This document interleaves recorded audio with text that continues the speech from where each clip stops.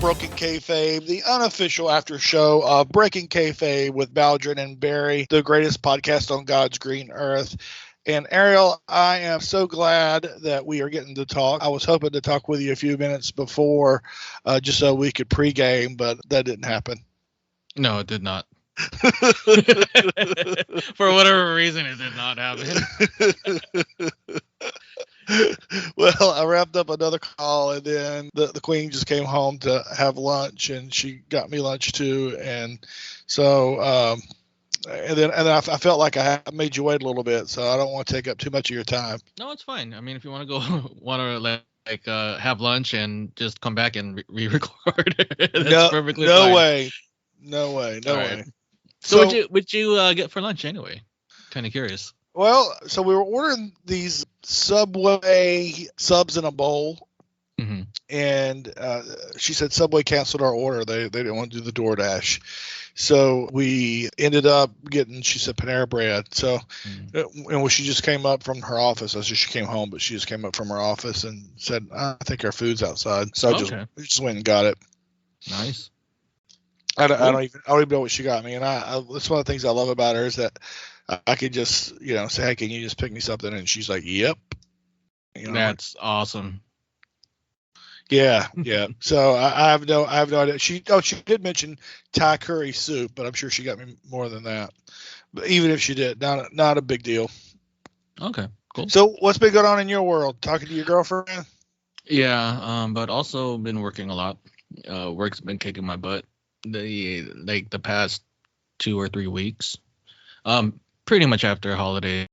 So I'm working. I worked last weekend. Well, actually, I worked Sunday last weekend. I'm working this Sunday and probably next weekend also. Yeah, I'm just really tired. Or not. I mean, I'm tired. It's just work has been stressful. Well, my boss almost walked out the other night. It's just yeah, it was really fed up with everything. We've been having issues with scheduling. The scheduling department with concerning like our microchips and stuff like that, and other issues that upper management's been trying to pressure us a lot to perform more than we usually do. And yeah, it's just taxing mentally and physically.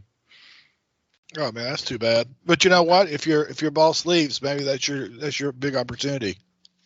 Pretty much, I am I'm pretty much his backup because he takes the weekends off, Fridays off.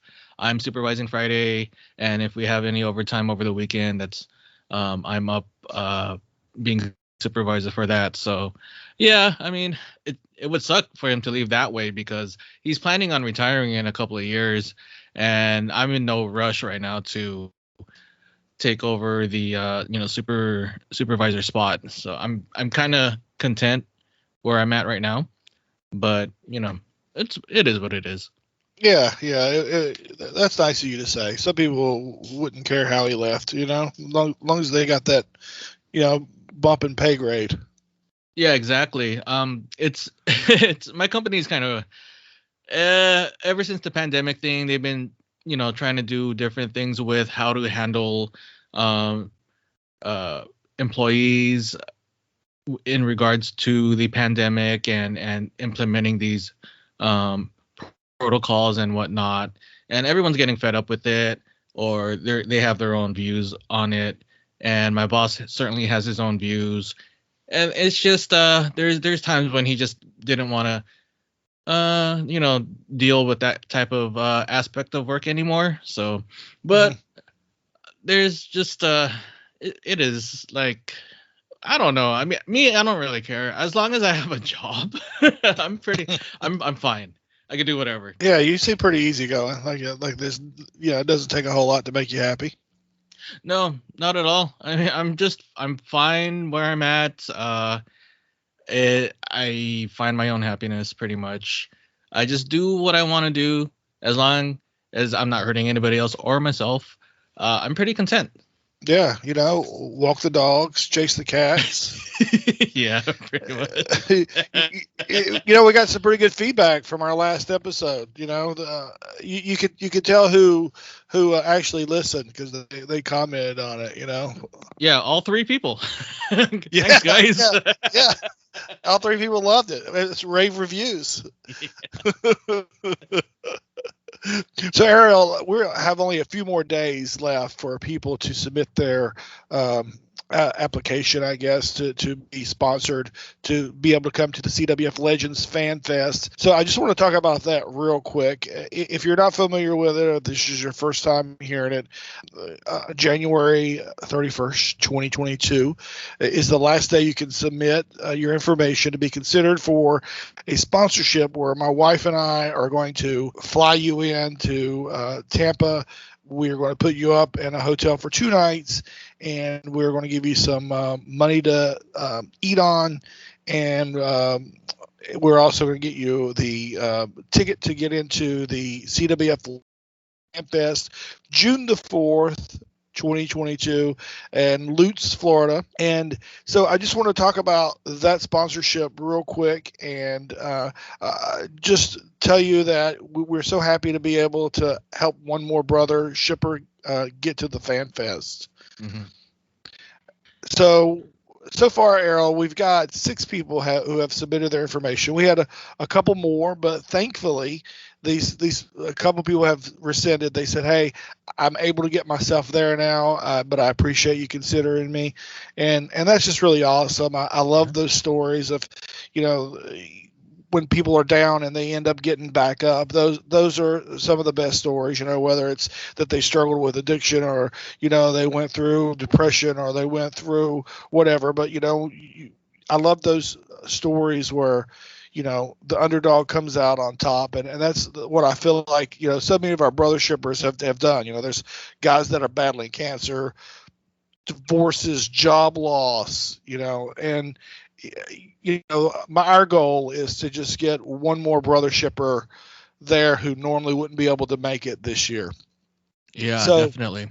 So, Jen and I recorded a message that we put on the Breaking Kayfabe with Bowser DeBerry podcast last week, and I just want to reiterate that even if you don't think that you would be the one considered, we would just love to hear from you and hear your story. And we're going to do everything that we can. We're going to get this one person, but we're going to try and go above and beyond. And we just want to hear from all the brother shippers.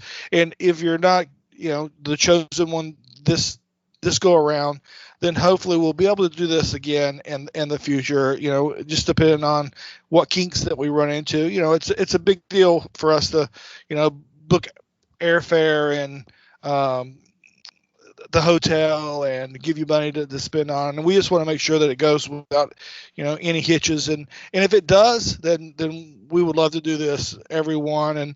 And one of the nice things is when I spoke with Cary Silkin, he said, "Hey, how do I contribute to that?" And I said, "Well, you know what, this first one we're going to do it and see how it goes, but then after that we'll see." But I thought that was so nice that he hears that we're doing this and doesn't know me from Adam, and is just willing to chip in. I thought that's nice. And when I put it out there were probably half a dozen brother shippers who did the same. Says, "Yeah, I'll chip in some money." So I think, and for me personally, it makes me feel good when I help people out.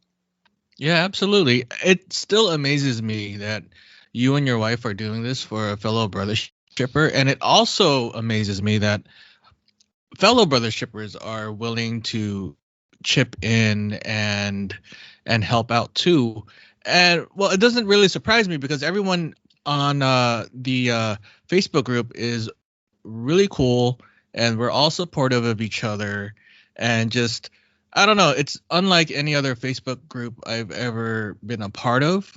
But I'm still I'm still very like I said, amazed by this whole thing that you and your wife are doing, and all the wow. Well, we sat there that weekend, and the people were like, oh, where's this person? Where's this person?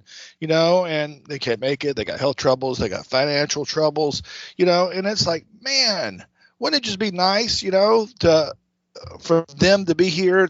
I mean, well, one, they should know that they're loved and they're missed and people want them there, right?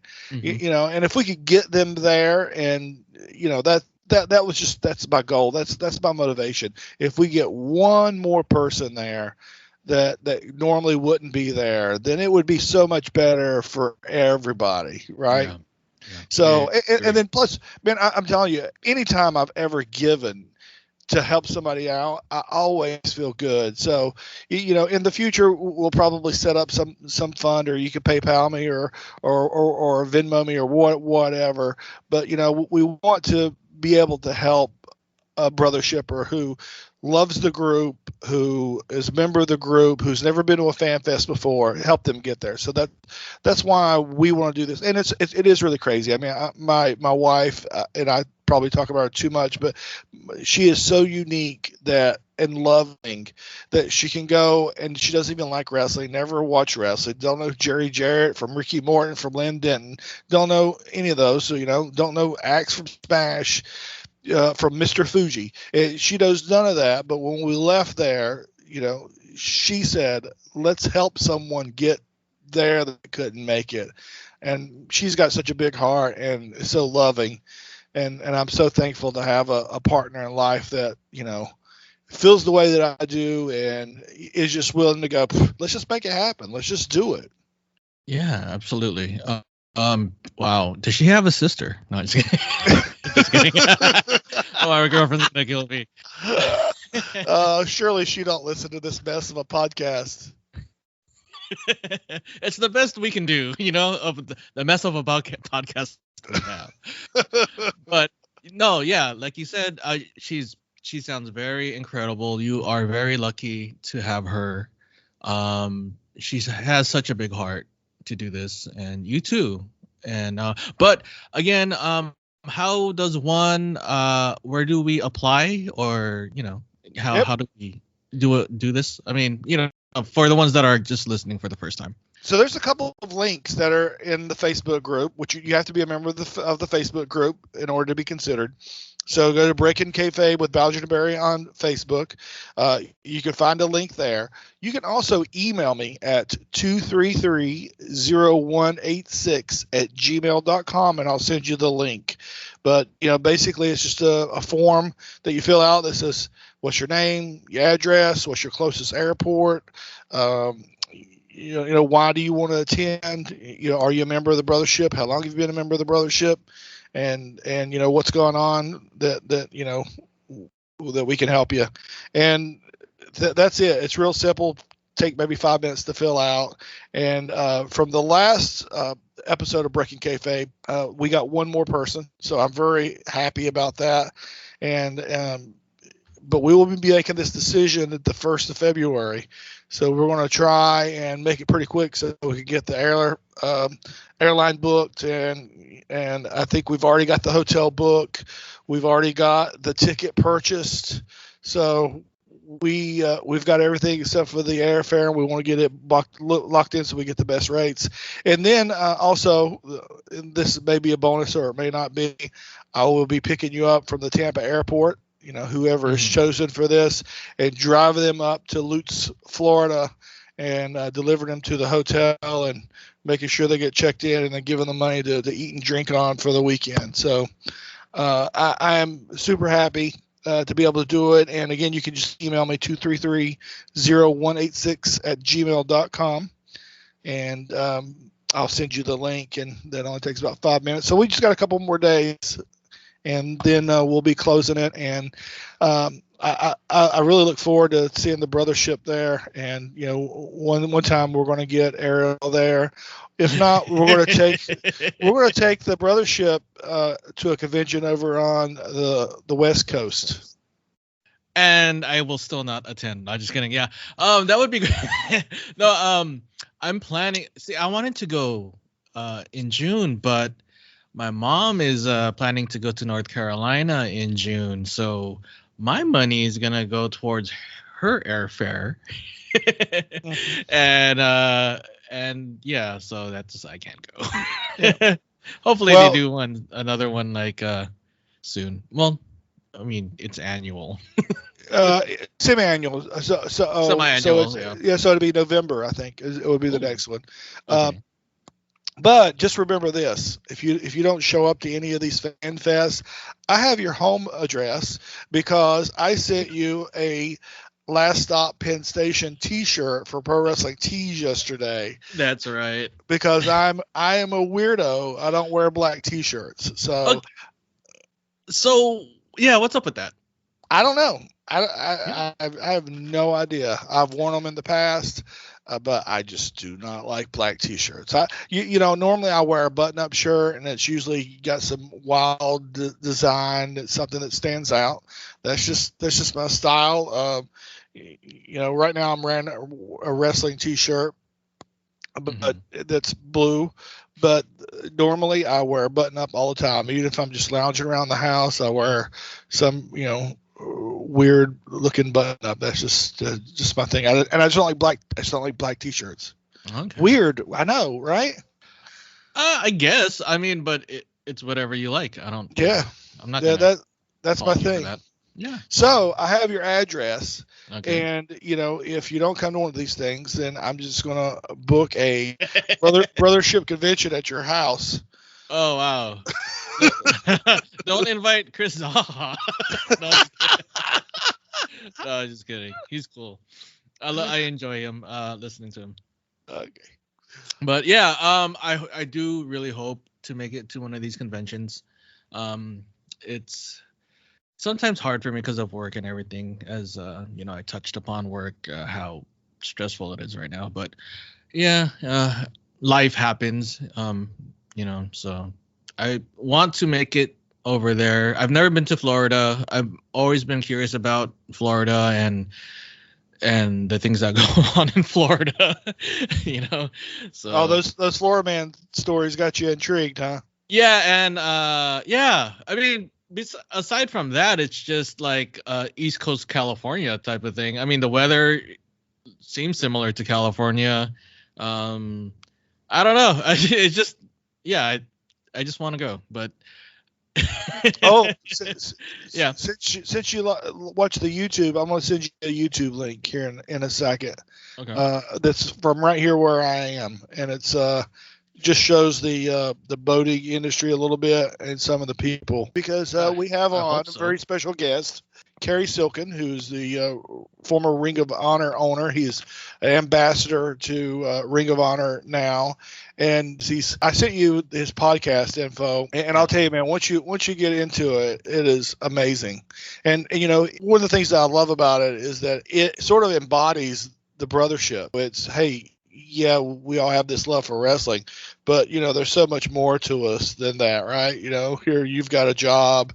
Jamie Ward's a mailman. Jeff was a clerk of courts, but we're dads, parents, sons, daughters, husbands, boyfriends. We watch TV. We watch sports. We watch Ozark. We watch, Wolf Like Me. We have our favorite shows, our favorite movies, books that we read. We're so much more than just wrestling fans, and that's one of the things that I love about Cary Silkin is we're going to know him from Ring of Honor, but the stories go way beyond that. That's such a small part of his life, of what he talks about. And Cary was so generous with his time, but I had to pick up the kids, so I only had about 25 minutes with him. And basically what we talk about is his podcast. But let me go ahead and give that a plug now. I know I sent you the information on Last Stop Penn Station, and he's working on, I think, with his cousin. Okay. So it's absolutely awesome. I'm so thankful to have him on. And so we'll go ahead and let's go to my interview with former Ring of Honor owner Cary Silkin, who's also currently still the ambassador to Ring of Honor, even though they're on the hiatus. And he is going to break kayfabe on some important news coming up concerning Ring of Honor. Cary, thank you so much for talking with me today. As I told you offline, I am binging your podcast now. Absolutely love what you're doing. Tell the folks who haven't heard it, how would you describe it? Well, first of all, hello, Frankie. And I will get to your podcast question briefly, but I just want to say some of the people might not know who I am. I'm Cary Silkin. I'm the Ring of Honor former owner and current ambassador. And Ring of Honor will be returning April 1st to Garland, Texas, WrestleMania weekend. It's going to be a hell of a show. Now, to your question.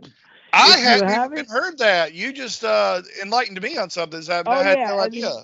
There's been one match announced, and it's going to be the two claimants of the Ring of Honor belt title, Bandito, who unfortunately couldn't come to Final Battle because of health issues, and Jonathan Gresham, who that was a title match. So the two claimants are going to be meeting in the feature bout, and there's going to be other exciting matches. Tickets, when is this thing dropping, by the way, or when are you going to put it up? I am hoping to have it up over the weekend. So today tickets will be on sale Friday. So get your tickets, please. Oh, good. Absolutely. Yeah. Well, I assumed everyone would know who Cary Silkin is. Maybe that's my fault. I would consider you a legend in wrestling. I mean, come on, Ring of Honor, has been a big deal, for a long time, not just a couple years. Yeah, you're very flattering. We've done some good stuff along the way. We've had our highs and our lows, but hey, we got to do Madison Square Garden, and it's a dream, which will lead me into the podcast, because the idea of me walking out to the beginning of the show, being in the ring, giving the title. Presenting the title to Matt Taven, who won the three-way ladder match with Lethal and Marty Scurll in 2019. The odds, Frankie, of me getting to do that, and all this is chronicled in the podcast Last Stop Penn Station, and the forthcoming book Last Stop Penn Station, which I've been dragging my feet on. Anyway, why do I say this? Because you remember in high school they would have most likely to succeed award or something like that. Besides prettiest girl. I would, if they would have had an award of most unlikely to succeed, it would have probably been me. And I didn't live the cleanest life. Started in high school, and beyond high school, after a brief semester and a half of community college where I majored in pinball and joint rolling. I then went on for a long, very destructive, we're talking 1976-ish through 1991 of a cocaine and alcohol addiction, and which led me along the road. It's like I got to meet and party with John Belushi, some of the guys from Rush, the crew from Bob Seger, Thin Lizzy, the singer from Squeeze still owes me $100. That's Glenn Tilbrook. That's all right. Maybe he'll hear this. The crew from Jethro Tull, and so many other, because I was the coke boy. And so eventually this debauchery led me. I spent a lot of time in Manhattan, and I worked for a guy who had a souvenir store. Have you ever been to the old Yankee Stadium? No, not at all. Well, the old Yankee Stadium, there were businesses and bars, and I met a guy that had a souvenir store, and I worked for him. He was merciful enough to give me a job and hawking souvenirs on River Avenue. Anyway, where I'm going with this, it led me to the world of ticket scalping on the street, which I've been going to concerts and events since, on my own since 73, Led Zeppelin, all the WW, every month for WWF the Garden. and every other concert you could name. I mean, Paul McCartney, The Who, Elton John, so on and so forth. Anyway, there I was in 1985-ish, 6-ish, without a pot to piss in or a window to throw it out, like my grandmother used to say. And I wound up hustling tickets in front of Madison Square Garden and other venues in the Northeast. And, you know, it was rough. My friends used to say, "Are you worried about getting busted?" I'm like, "No, I'm worried about the other guys." But I survived it and cleaned up my act in 91, had a few relapses along the way. But me opening my own ticket agency eventually, after working in them for like 8 years, and me having a clear head, that, you know, that was an important part of Ring of Honor, because that's how it was funded. And, you know, I was clean during those years. And so all these stories, all the crazy characters that have gone through my life, you know what? I don't know if characters are going to exist 30 years from now. Mm-hmm. What do you think? No, I agree with you, because, you know, we don't communicate. We don't talk the way that we used to. We do it all by text or by email, that, you know, you don't spend these things. And that's one of the things that I love about your podcast, is not just that, you know, you have these characters like Pigface Stanley and his son Baboon. But you also, you talk about your family, you know, your Uncle Frankie, Uncle Gunny, your dad is a bartender, and your mother, you know, those are things that I really appreciate about your podcast, just as much as the characters that we have. Because it was one thing that I thought about this morning in preparation, was that your podcast, it's historical in nature, because you're talking about a time that most of the people that listen to this won't even recognize. You know, I'm 47. I did not know how ticket scalping worked until listening to you describe it. Right. You know, we were talking about an era where there's no internet, no cell phones. So if tickets, you know, there wasn't even Ticketmaster. They had a thing called Ticketron.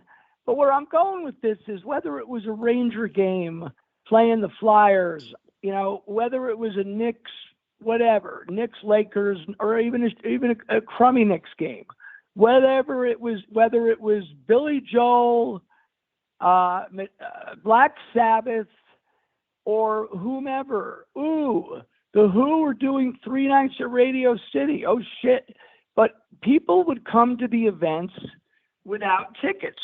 Not all the time. If it was a cold Tuesday night and the Rangers were playing Winnipeg and both teams sucked, there were no buyers. But anyway, yes, you know, because people had no point of reference. Now you could go, like, let's just say, I'm going to say, if my favorite band was Elton John, and he goes on, or whoever, it could be Tim McGraw, fill in the blank. It could be Metallica, whatever you like, and they go on sale. You could all of a sudden, at like, if the sale's at 10 o'clock and you can't get through on Ticketmaster, you look on StubHub, and if you're like, what? There's 800 listings. What urgency is there to buy? There's none. But so people, it's the same thing as far as the last minute. I remember one time, I was going to see Jethro Tull on a Monday, and there was a Sunday show at Madison Square Garden, and I didn't get tickets, and whatever. But my friend calls me up and says, "Cary, on the radio, on WNEW-FM," that was the big classic rock station in New York, "they just announced that there's been tickets released for tonight's Jethro Tull show." This is like 1 p.m. So we get on the bus and we go into the city. Tickets at the time were $5 to $8. Well, naturally, they got gobbled up by the scalpers, and a few fans, we did get into the show. But, even if there wasn't an announcement, people would come to these shows looking for tickets. People would come to Yankee Stadium. I'm talking about in the late 80s with the half-ass Yankee teams, but they were getting close to, maybe getting in the playoffs. Same at Shea Stadium. Same at all these venues. And it was just, so I was involved in that. And as the aforementioned meetings with these stars, and a lot of it's very ugly, and a lot of it, and you've heard some of it, I just put myself out there balls naked. And I've done some. Have you gotten to the New Orleans stuff yet? Yes. I'm on season 2. Well, there's a perfect example. I remember doing, I don't know if it was the first New Orleans. I think there's 2 parts. I don't remember. But when we were done with it, I was like, Jesus Christ, Ian. It was like I don't even know if the cleansing is the right word. It was just like, it just ripped everything out of me. But yeah, it's hey, look, I'm not embarrassed about nothing. I used to be embarrassed about my sexuality and this and that and whatever. It is what it is. The hell with it all. So all the stories were there, plus plenty of wrestling. This is a guy who's been going to wrestling since 1967. And I would go every month to the Garden with my cousin Mike. Once I was 14 years old. My cousin was like 4 years older than me. He would drive us in. It was once a month on a Monday night. And I went to some other shows here and there. I recount all this. I recount working with these club bands. From 76 to 1980, I was a half-ass roadie and lighting guy. No notable bands, but there was a big club scene. And we went on the road with one of the bands. And we're in Louisville. And on Sunday night, we had off. And I see in the paper there's a show at Louisville Gardens. When I met Carnett, he got me the clipping. I said, I can't remember. It was, and I told him who was on the show. He goes, oh yeah, October, like he knew, October 9th. So I would go all over the country. And in the New Orleans one that you just listened to, Frank, there's plenty of wrestling. We would go to the Municipal Center and obviously all the Ring of Honor stuff and so much more. That's the one thing that I like about it is it's wrestling, but wrestling fans don't just sit around and all they talk about is Lex Luger's career from 89 to 93. We talk about other things. We talk about food, we talk about music, we talk about movies, and that's what your podcast does. Is it's yes, here's this person that we know from wrestling. However, look at all this other crazy stuff that he's done and the people that he's met. Well, that's why I enjoy the Bodron and Barry podcast, Breaking Kayfabe. If they've done whatever amount of episodes in a row, I think it's over 200 or something, and even with Jeff with that health scare, it's incredible. Guess what? Not only have they done them in a row, I've listened to everyone in a row. And sometimes, like last week, top 10 vampire movies. I have 0 top 10 because I don't really watch them. It's not my genre. But I still listen anyway. And the food and this and the rest. So, yes, you got to mix it up. Right, Frankie? Absolutely. And I mean, and there's things to learn from your stories. I know you probably see, don't make mistakes that I made, right? But, the other day we were listening to your story of Pigface Stanley and his son, the baboon, coming to scout the tickets. And I had my 15-year-old son with me. And I'm bringing him home from school, and it's what I was listening to. And you tell the story. They're trying to get rid of these 200 tickets that they have. Right. They were wholesalers. Yes, and they were not being real nice. The Ronnie, the broker or the person that was going to buy them was like, hey, let's just give them a minute, make them sweat. Right, and little did they know they were being recorded and videotape, then we can hear it live. Right. And so these people who are wanting to sell these tickets are like, yeah, these jerks, come on, they're crapping on them. Don't worry. Shut the father, the pig face, telling Scotty, the baboon, shut up. These assholes, they'll buy the tickets. Just shut up. And the baboon's going, Daddy, fuck them, charge them more, something like that. But it's all, I mean, in the book, if I do, or even I think the podcast, the chapter on them is called, and I met some messed up guys on the street that did some very heinous things. Like these guys wouldn't rob your pockets. These guys wouldn't pull it, but they're still, the title of their episode is The Worst. So after it's over with, I paused the podcast. I say to my son, what did you learn from that? And he says, well, if you're wanting to sell something to somebody, be nice. Don't crap talk them in their own place. And I was like, presto, I'm so glad that's what he got out of that. But he was laughing hysterically at the way that you told the story and your descriptions and your impression. And he loved it. He knows nothing about wrestling, knows nothing about scalping tickets, knows nothing about New York or whatever, but he loved it and he learned something from it.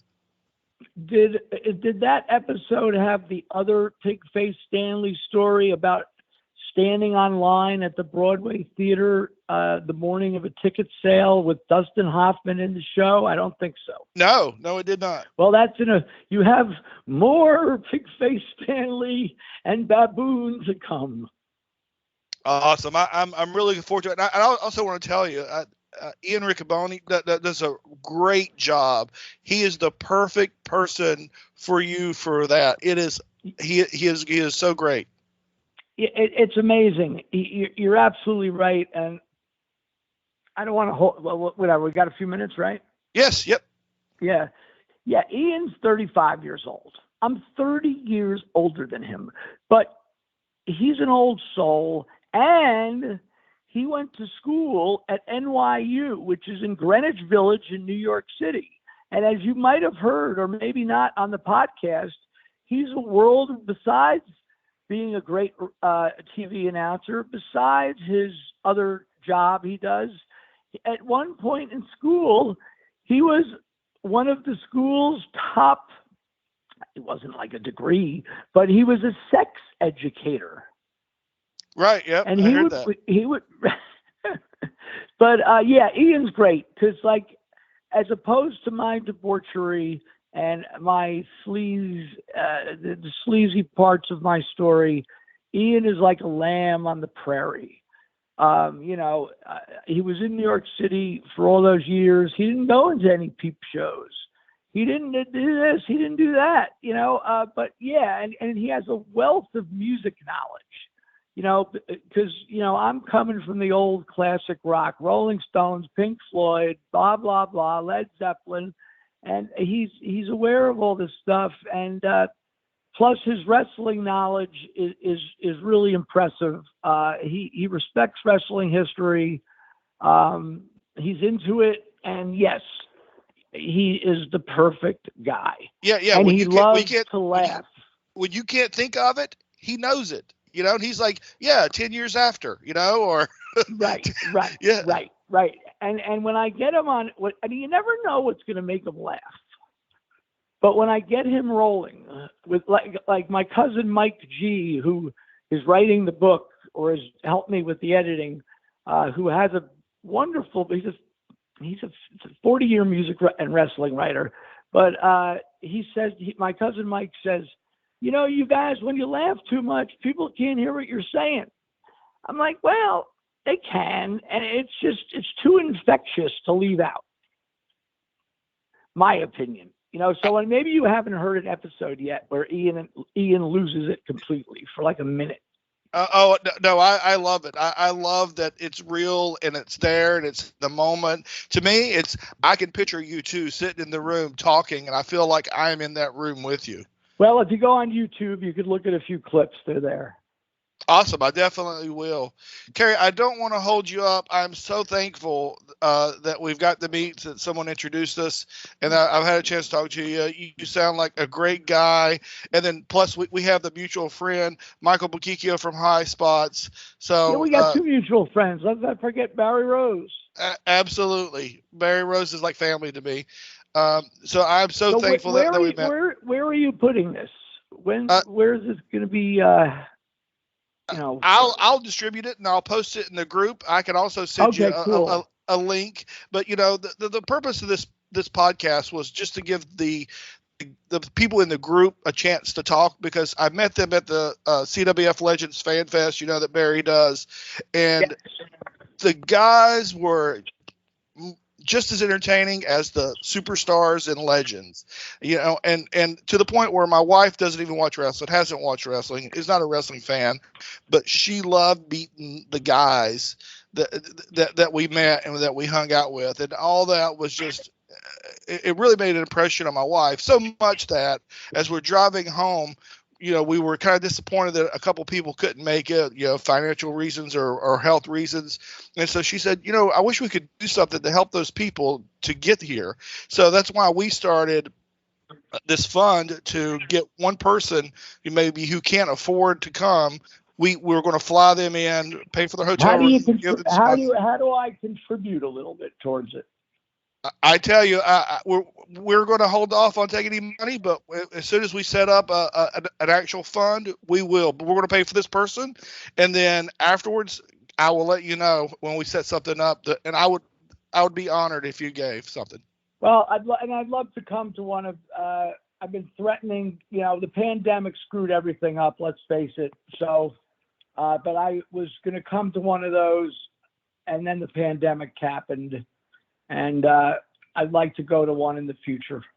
Oh, it's great. Talking about the Fan Fest with Barry. Yes, it's great. And this is the second one I went to. When I walked into the first one, last year, just me and my wife, I didn't know how anything worked. Didn't know about tickets. Didn't know, how, you had to give a ticket to a person for the picture. I knew nothing. I'd only been to one other fan convention, and it was SummerSlam weekend of '98 or '99, and it was at the Meadowlands, and I worked that with Michael. It was with Michael. Yeah, and I worked it with Michael. This is, right when he was not a zoo. It was completely organized. Well, there were so many people. We worked it one day and then left. I couldn't even tell you who else was there besides the Iron Sheik. So I didn't know how this worked. And so before I went this time, I called up Barry and said, "Hey, how does this work? What do we do? How is it?" And then I figured it all out. And in between the sessions that you have, the cup of coffee with the head Jerry Jarrett was the cup of coffee. After that happened, for 3 or 4 hours, we sat around and talked with all the people there. And that to me was the best part of it, was talking to the other guys in the Facebook group, the Baldwin and Barry Facebook group. Right. Yeah, absolutely. That's the magic. Cary, thank you so much. I really, really appreciate your time. I'm enjoying the podcast. Looking forward to the book. You also have Pro Wrestling Tees, so if folks want to go get some of your shirts, you got Hell the Camel. Shirts up there, and don't count Ring of Honor out. Okay. Absolutely. We'll look forward to it coming back April 1st. I'll talk, and I will speak. I will keep in touch with you, my man. Thank you, Cary. I really appreciate it. Take care, bud. All right. Have a good day. Bye-bye. All right, Ariel, we are back. And what did you think of Cary Silkin? Wow. Despite it being a short interview, I hope he comes back and talks more about, his life and everything like that and what he's been up to. Sounds very interesting.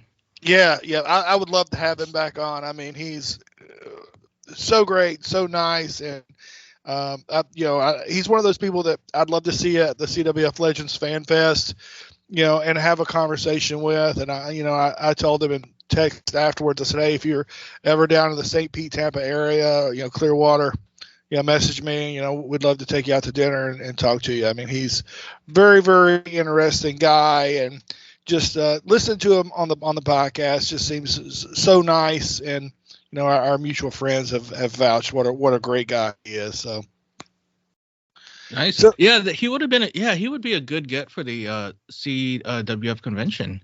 Hopefully one day he would consider coming down and holding a seminar or something like that.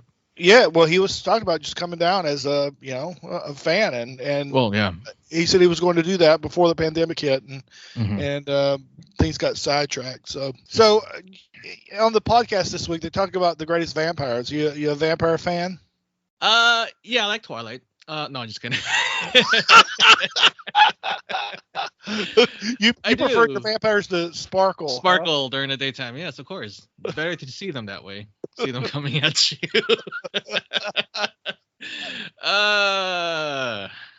Yeah, I do. That's like no, I do like vampires. I haven't really seen too many vampire movies. I do love 30 Days of Night. I think that's what it's called. Was it 30 days or 40 days? I can't remember. Yeah, it's been so days, long. Yep.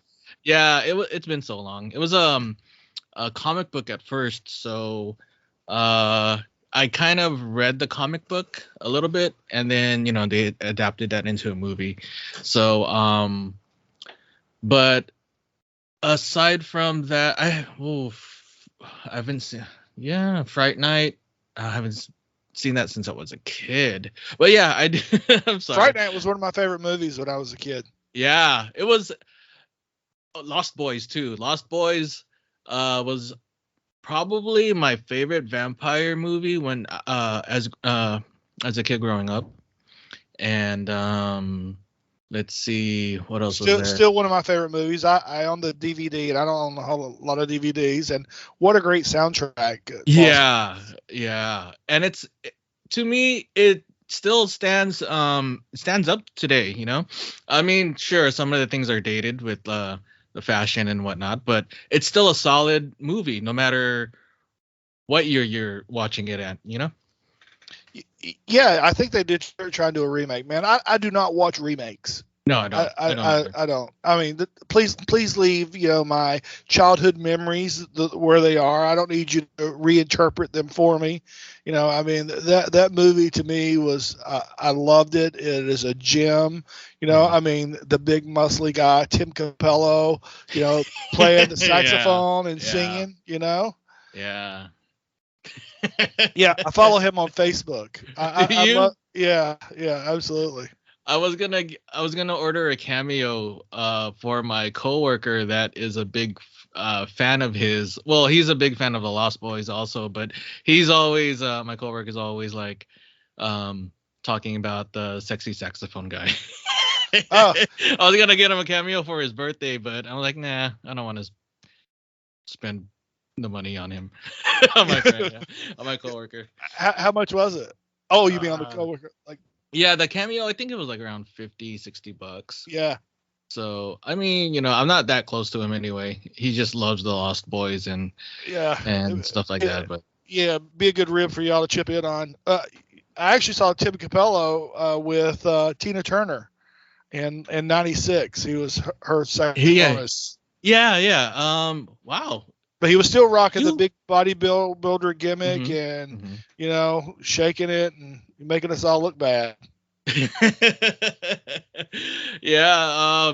He was definitely a well-built individual back then with the ponytail and the saxophone and the oil. He looked like a wrestler, actually. Yeah, I thought he was a wrestler when I was a kid. I was like, I thought he was just a wrestler doing an acting gig for that movie or something, but no.